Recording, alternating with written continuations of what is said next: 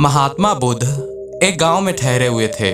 वे प्रतिदिन शाम को वहां पर सत्संग करते थे।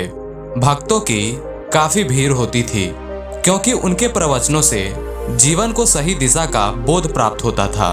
बुद्ध की वाणी में गजब का जादू था। उनके शब्द श्रोता के दिल में उतर जाते थे।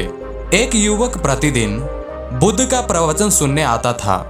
एक दिन जब प्रवचन समाप्त हो गया तो वह बुद्ध के पास गया और बोला, महाराज, मैं काफी दिनों से आपका प्रवचन सुन रहा हूँ, किंतु यहाँ से जाने के बाद मैं अपने गृहस्थ जीवन में वैसा सदाचरण नहीं कर पाता जैसा यहाँ से सुनकर जाता हूँ। इससे सत्संग के महत्व पर शंका भी होने लगती है।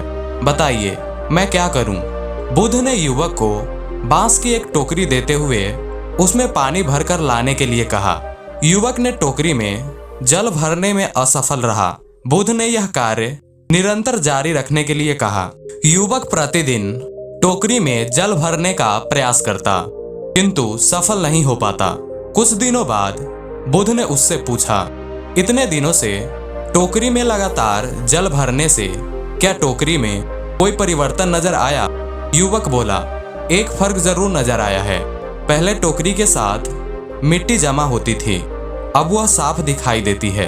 कोई गंदगी नहीं दिखाई देती और इसके छिद्र पहले जितने बड़े नहीं रह गए हैं, वे बहुत छोटे हो गए हैं।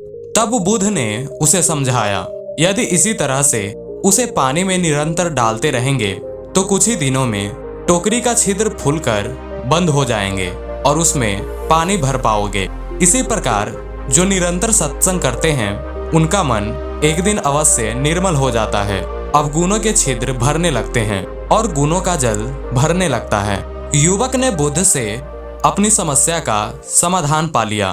निरंतर सत्संग से दुर्जन भी सज्जन हो जाते हैं क्योंकि महापुरुषों की पवित्र वाणी उनके मानसिक विकारों को दूर कर उसमें सद्विचारों का आलोक प्रसारित कर देती है। ऐसे ही बेहतरीन मोटिवेशनल स्टोरी देखने के लिए चैनल को सब्सक्राइब करके बेल आइकन को प्रेस कीजिए। धन्यवाद।